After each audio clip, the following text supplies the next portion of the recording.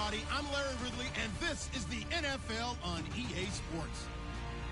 As we head towards kickoff, two quarterbacks will be on the field today trying to push their team to victory. It's the Falcons going up against the Browns.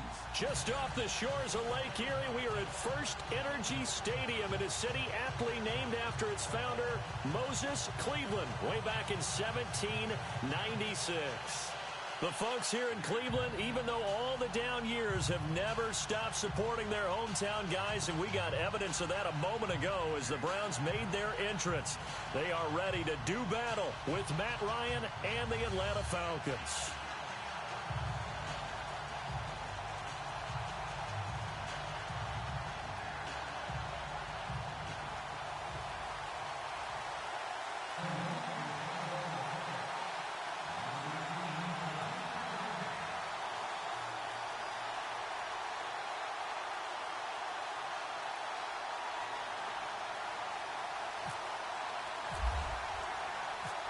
Zane Gonzalez, he's got this one teed up, and we are underway from First Energy Stadium. That'll be taken in the end zone. And he'll very wisely take a knee here as they'll bring this one out to the 25 on the touchback.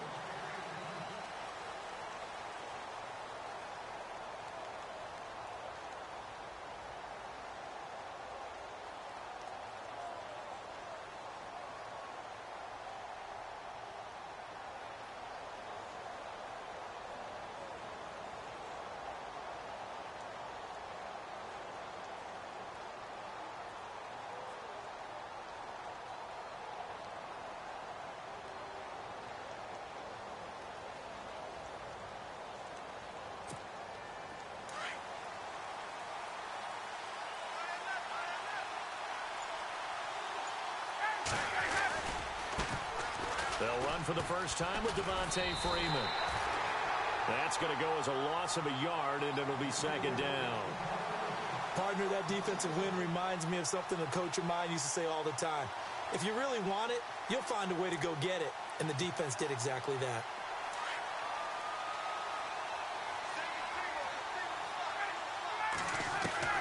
Now Ryan on second down. He completes it to Julio Jones.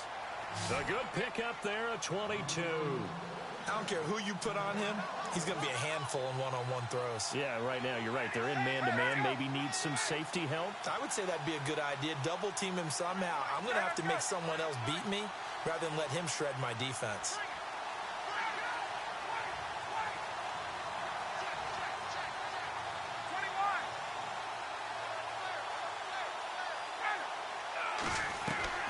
They'll throw on first down with Ryan. He's going to leave this for his running back. It's complete. And he'll be brought down just shy of midfield at the 49-yard line. It'll be a 2-yard gain, and it'll be a second down. Here's Ryan. And Jones has it over the middle. Touchdown, Falcons. Julio Jones, 51 yards. And the Falcons have taken the early lead. Well, that's how they envisioned it, get the football to start the game and score it. And I don't know if that was scripted, was it an audible, or was it just a play call that they had in their pocket? No matter what, they had the right call on against the right defense, and they end up in the end zone.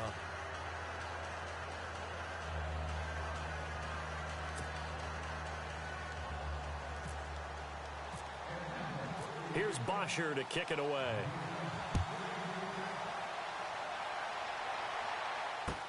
That'll be taken in the end zone. And he's able to get it across the 20, but not by much, as he's marked down at the 21-yard line.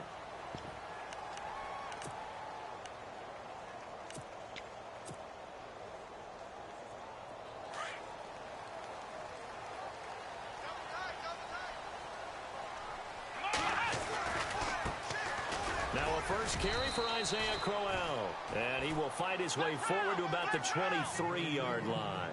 2 yards on the carry there. It'll be second down. Second down, Kaiser. Well, he's looking for some running room, and there wasn't a whole lot of it there on that play. I think he was lucky to get a couple of yards out of it. Those defenders, they were rallying to the football pretty quickly. That's good for a Cleveland first down, an 11-yard pickup.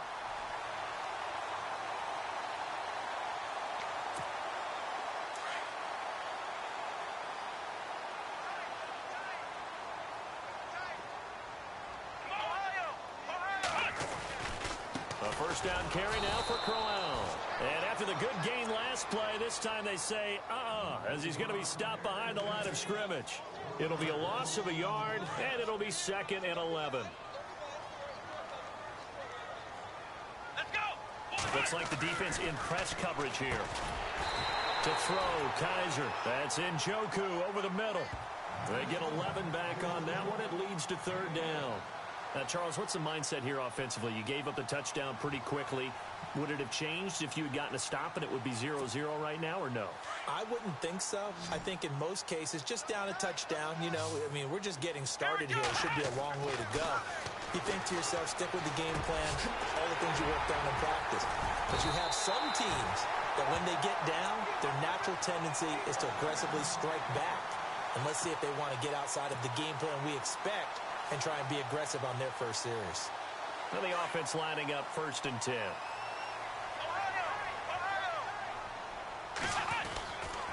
They go back to the ground now with Crowell. And he is knocked down from the side. Officially no gain on the play, and it's 2nd down.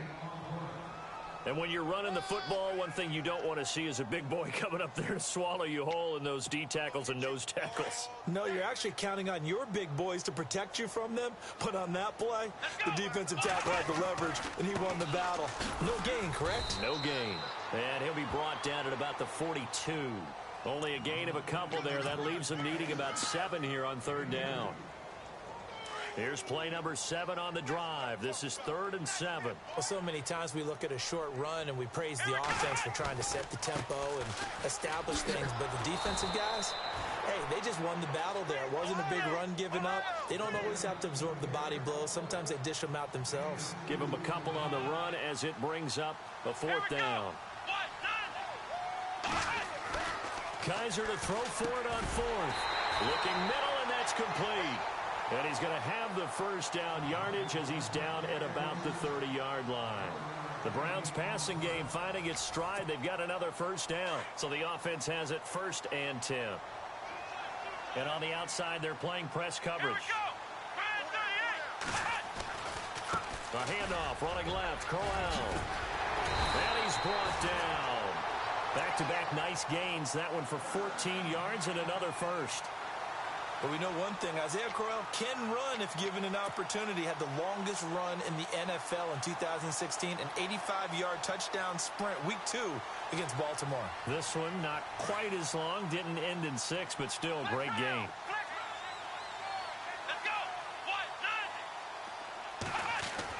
From the red zone now, Kaiser. Flushed out right.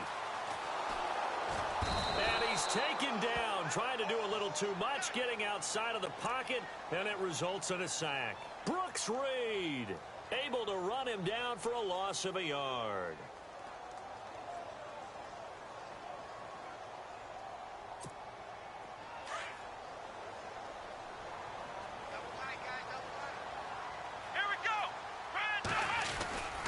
On 2nd down, here's Crowell. And they won't fare much better here as he maybe gets back to the line. No gain that time, and it leaves him with 3rd and 11 coming up. They were in the 4-3. Mike linebacker made a great tackle. And when that happens, generally it means that the guys up front, the 4-down defensive linemen, have absorbed all the blockers and allowed him to run free to the football. He ends up with a textbook tackle. And here he'll get it down to the 7. They'll get 10 there, but it leaves him just short for 4th down. So much about offense is what you call hidden yardage. You throw the ball to someone, they catch it, and then they can make a big play. They create a play, run after catch. They did a really nice job there of limiting that and keeping him from a first down. Yeah, stopped him in his tracks.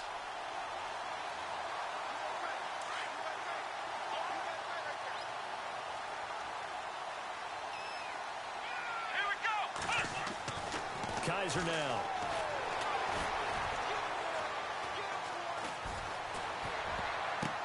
And it's intercepted at the goal line.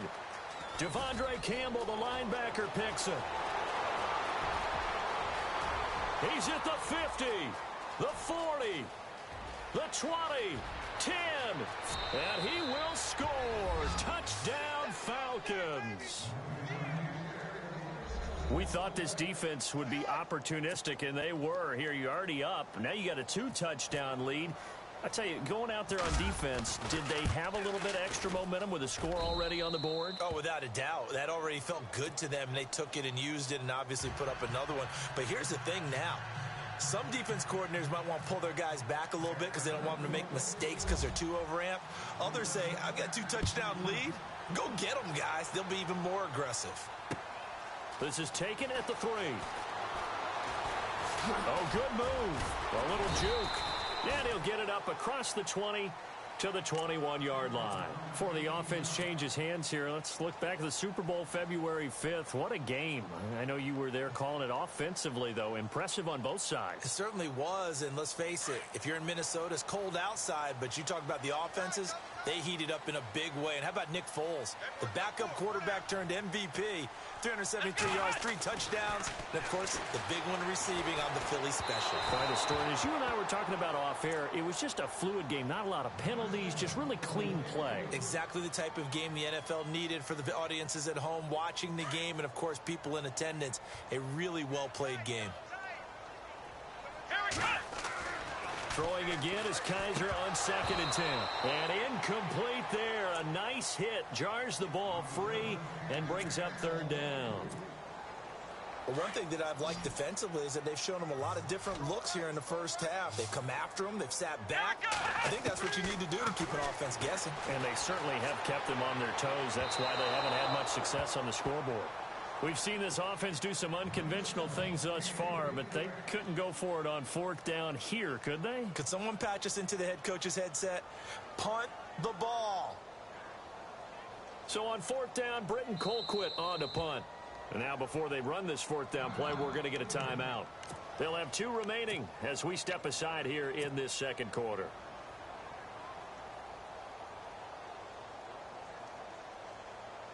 The 3 straight incompletions, they don't care. That hasn't dissuaded them. They're going to go for it on 4th. Come on, let's go. Come on. They're indeed going. It's Kaiser. And he's got his tight end in Njoku. And he gets it to the 32. Good enough for a 1st down. That'll move the sticks for the Browns, a gain of 12.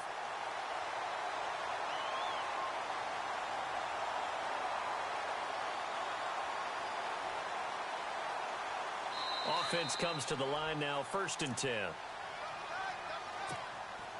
2 minutes remain here in the first half. More from Cleveland after this. Let's go. Hut, wide, 9. Hut. 1st down, Kaiser. Throw left side, caught by the tight end in Njoku. They get 10 more there, and I believe that'll be enough for another 1st down. It will. When you struggle on offense, you're looking for anything possible to get you going. Sometimes you do it like basketball teams that don't normally press. You put a press on, bring people to life, make them move a little bit quicker. Maybe that'll help them as they head towards the half. And it's a short one here, complete to the tight end. And he'll get it out a couple yards shy of midfield at the 48. A gain of 6 there on 1st. When you execute a drag or a crossing route really well and give them a chance to let it develop a little bit, you can gain some significant yardage hitting your tight end on that one. Now a handoff to Crowell. And he might have got this across midfield, not by much. They'll mark it down at the 49. A 3-yard pickup on 2nd and 4. Now they'll need to convert here on 3rd and a little more than a yard. Flush to his right. Going to throw right side here. Complete. The Browns passing game finding its stride. They've got another 1st down. Looked like the defense put pretty good pressure on him, but he's able to flush out to his right to try and evade people. On the run, had to get on his horse. Still accurately throws a nice pass for a 1st down. Kaiser to throw it. It's a short one here, complete to his tight end. And he works it to the 30-yard line here, right at the 30. A good pickup there, 8 yards on the 1st down completion. Here's a give to Crowell. And he'll be a little shy of the 25 here at the 26-yard line. It's a gain of 4 there, and it gives him a new set of downs. 2nd and 2 is prime time for a little bit of a gamble, isn't it? Open up the playbook, go play action, toss that bad boy deep. But in this situation, give it to your back. Let him pick up a 1st down. Keep the sticks moving. It's a short one here, complete to the tight end. And he'll be a couple yards shy of the red zone here at the 22-yard line. That throw good for 4. It's second down.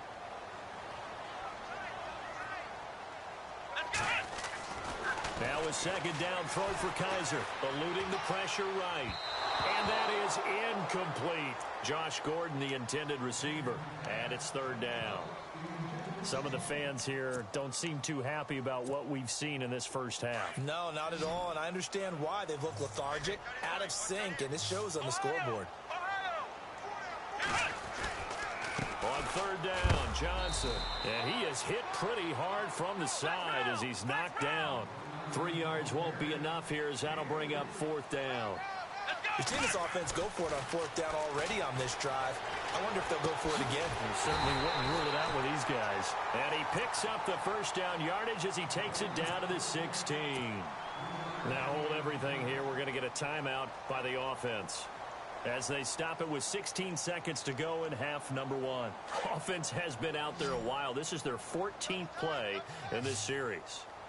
A first down throw for Kaiser. To the right side and complete to Njoku. The Browns will quickly use their third and final timeout as they stop it with 11 seconds remaining in this first half.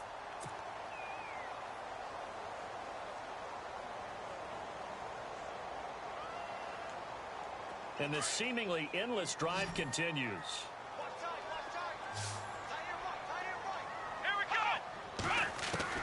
Kaiser now on second down. Into double coverage, and it's intercepted. Picked off by Bleedy Ray Wilson. And his guys have got it back at the closing stages of the first half. Falcons taking over on offense in just a second. And, you know, this year ended in disappointing fashion now. Last year was the ultimate version of heartbreak. But if you're a Falcon fan, was this one was tough to swallow as well, wasn't it? It certainly was because, let's be honest about it. Losing in the Super Bowl, I don't care how you lose, you were in the Super Bowl. You were playing for it all. This team was supposed to be as good or better. Ultimately ended up 10-6, found their way in the playoffs, but didn't get the deep run as they had the year before. So you're exactly right. For Falcons fans, that's a tough one. But this is a team that's built to be good for a long time. Into heavy traffic, and it's intercepted. Picked up by the Michigan man, Jabril Peppers. And he will be brought down as time is now run out on this first half of action. Time for a break. We've hit halftime. 2 quarters down. 2 still remain. We step aside. This is the NFL on EA Sports.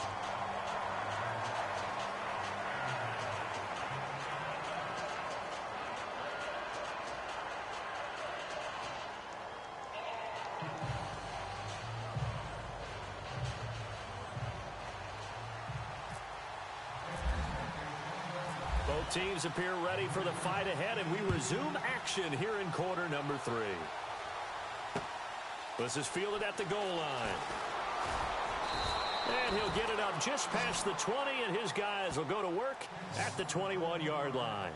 Here's the Browns offense now getting set to start off this third quarter. They come out here with a 0 on the scoreboard. What was said in that locker room? That's what I want to know. I would love to have been in there because we often have the feeling that there's a lot of shouting, screaming, people upset. But typically, halftime locker rooms are a lot more clinical than that. And in this case, are they upset that the plays weren't working because of execution? Or did they think they were just bad plays to call? Yeah. We'll find out pretty quickly here if they feel like they had something going, but they just need to do it a little bit better or not. We'll find out. Completed pass play. Now let's see if they go back to the air or to the ground. Come on, let's go! Here we go! Working out of the gun. Here's Kaiser. Escaping the pressure right. And they can't get the long connection as it falls incomplete. I know our vantage point might be a little bit better way up here, but that looked like an ill-advised throw to me. I didn't see anything open, and this play just didn't look right from the beginning. It did not. I thought he might get outside and just chuck it away. Dangerous pass, incomplete.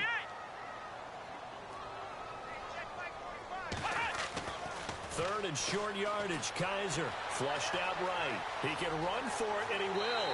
And he gets this up across the 35 before he's out of bounds. A good decision in the end to pull it and run. Gets him 9 yards and a first. First down and 10 now for the offensive group.